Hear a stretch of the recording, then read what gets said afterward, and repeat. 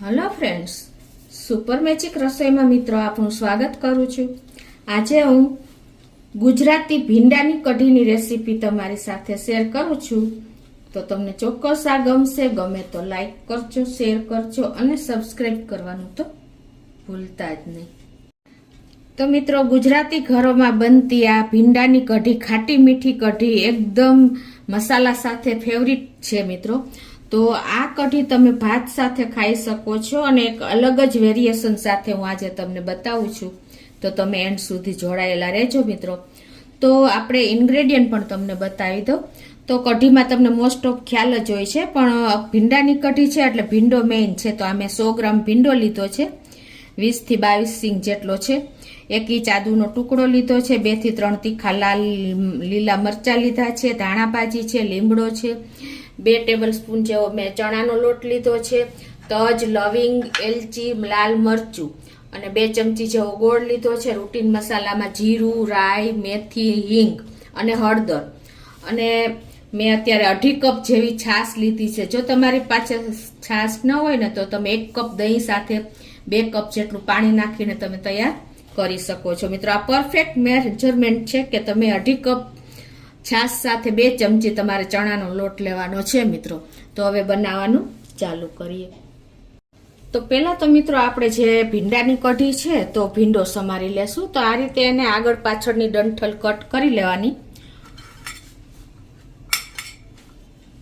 અને મિત્રો, તમને ખાસ એ પણ જણાવું કે આપણે ભીંડાનો ઉપયોગ કરીને એ પહેલા ભીંડો ધોઈ લેવાનો અને એકદમ પાણી સેજ પણ મોઇસ્ચર ન રહે ને એ રીતે કપડેથી લૂછી લેવાનો છે। એટલે મેં આ રેડી કરી લીધો છે ધોઈને, અને એકદમ સરસ જો લૂછીને ડ્રાય કરી લીધો છે। જો તમારો ભીંડામાં મોઇસ્ચર રહેશે ને તો આપણી કઢી ચીકણી થશે, એટલે તમે ખાસ આ પણ નોટ કરજો। તો આ રીતે જો આપણે ભીંડાને આગળ પાછળ ડંઠલ કટ કરીને અને આપણે ડાયમંડ શેપમાં આ રીતે ચપ્પુ ત્રાસું રાખીને અને કટ કરવાનો છે, એટલે એકદમ સરસ આપણી કઢીમાં એનો લુક પણ આવશે। જો આ રીતે તમે કટ કરશો ને, મીડિયમ સાઇઝના પીસ કરવાના છે તો એકદમ સરસ લાગશે। તો આ રીતે હું બધો ભીંડો કટ કરી લઉં છું। તો આ રીતે જો આપણે ડાયમંડ શેપમાં ભીંડો કટ કર્યો છે ને એ ઓપ્શનલ જ છે, પણ તમે આ રીતે કટ કરશો ને તો કઢીમાં એનું લુક સરસ આવશે। હવે આપણે આ બાજુ ગેસ ઓન કરીને એક પેનમાં 1 ટેબલ સ્પૂન જેવું તેલ મૂકી દેશું, અને તેલ ગરમ થાય ને એટલે મિત્રો આપણે આ ભીંડાને એને કૂક કરવાનો છે। તો આપણું તેલ પણ ગરમ થઈ ગયું છે। તો હવે આપણે આ સમારેલો ભીંડો આમાં નાખી દેશું, અને હવે એને આપણે આ રીતે મિક્સ કરીને એમાં 1 ટીસ્પૂન જેવું મીઠું નાખી દેશું, ટેસ્ટ એકોર્ડિંગ।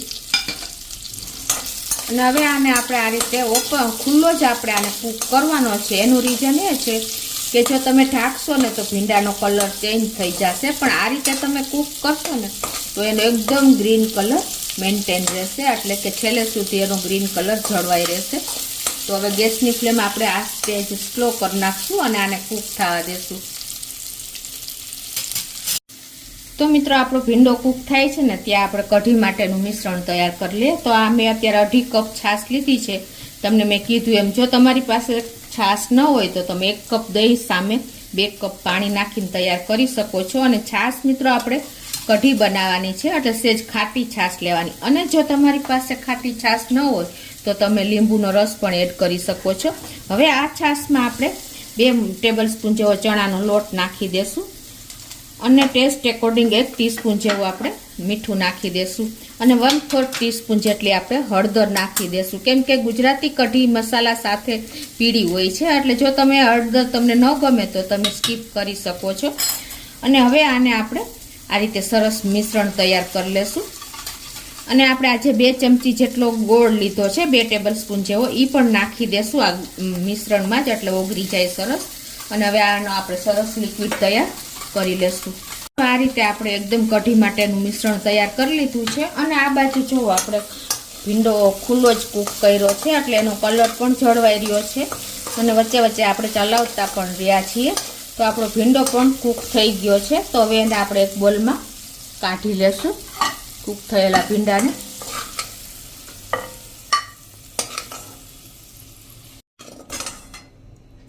તો તો હવે આપણે જો આ ભીંડો લીધા પછી હવે આ જ પેનમાં આપણે 1 ટેબલ સ્પૂન જેવું તેલ મૂકી દેશું. તમે ઘીનો પણ વઘાર કરી શકો છો. અત્યારે હું તેલ લઉં છું અને એમાં આપણે કઢીનો વઘાર કરશું.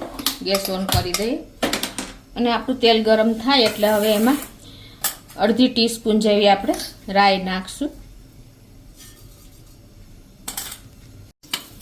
1/4 ટીસ્પૂન રાઈ, અડધી ચમચી જીરું અને આપણે અડધો ઇંચ તજનો ટુકડો, 2 થી 3 લવિંગ અને 1 એલચીનો દાણો અને 1 સૂકું લાલ મરચું. આ બધું આપણે તેલમાં જ નાખી દેશું અને 1/4 ટીસ્પૂન જેટલી આપણે હિંગ નાખી દેશું અને આ મસાલો આપણે સહેજ આવી રીતે તેલમાં કૂક કરશું. મિત્રો, મસાલામાં આપણે રાઈ મેથી જરૂરી છે. મેથીને હિસાબે કઢીનો ટેસ્ટ બહુ સરસ આવે છે. હવે આપણે આ મેં 2 થી 3 લીલા મરચાં લીધા છે એ નાખી દેશું. આપણે આમાં બીજ મરચાંની તીખાશ લેવાની છે કઢીમાં અને 1 ઇંચ આદુનો ટુકડો મેં લીધો છે એ પણ નાખી દેશું અને 5 થી 7 મીઠા લીમડાના પત્તા નાખી દેશું. અને હવે આ વઘાર એકદમ સરસ આપણે તેલમાં સહેજ 1 મિનિટ કૂક કરી લેશું. અને હવે આ સ્ટેજે આપણે જે આ કઢીનું મિશ્રણ બનાવ્યું છે ને છાશમાં એ નાખી દેશું.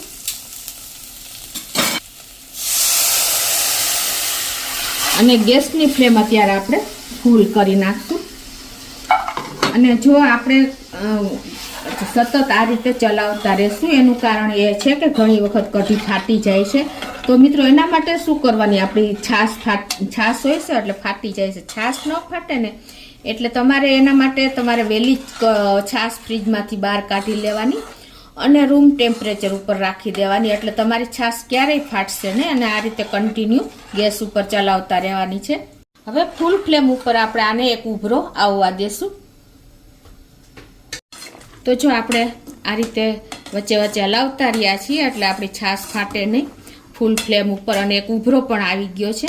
હવે આપણે ગેસની ફ્લેમ સ્લો કરી નાખશું અને 5 થી 7 મિનિટ આપણે એને ઢાંકીને થાવા દેશું એટલે આપણો ચણાનો લોટ છાશ સાથે એકદમ સરસ કૂક થઈ જાય.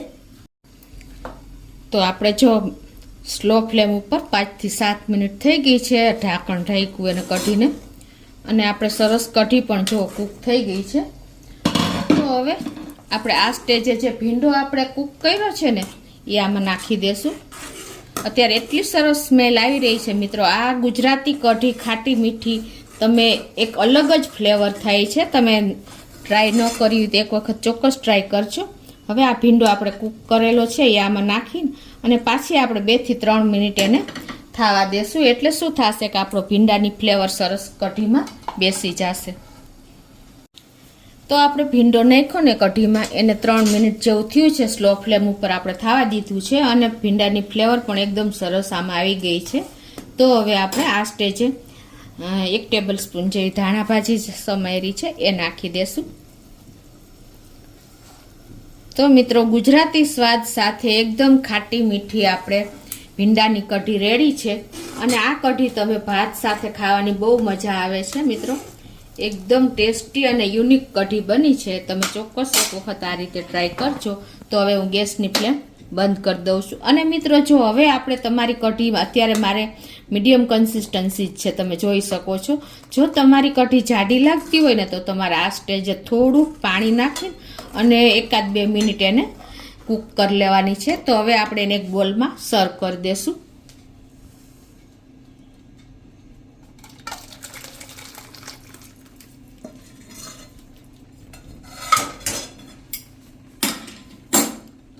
તો મિત્રો, આપણે ગુજરાતી સ્વાદ સાથે ખાટી મીઠી ગુજરાતી કઢી રેડી છે. તો તમે આને ભાત સાથે ખાઈ શકો છો, રોટલા સાથે પણ ખાઈ શકો છો. એકદમ ટેસ્ટી એવી આપણી કઢી તૈયાર છે મિત્રો. તો તમને ચોક્કસ મારો વિડીયો ગમે તો લાઈક કરજો, શેર કરજો અને સબસ્ક્રાઈબ કરવાનું પણ ભૂલતા નહીં મિત્રો. અને બાજુમાં રહેલ બેલ આઇકનને પણ પ્રેસ કરજો જેથી કરીને મારા લેટેસ્ટ વિડીયોની માહિતી તમને મળતી રહે.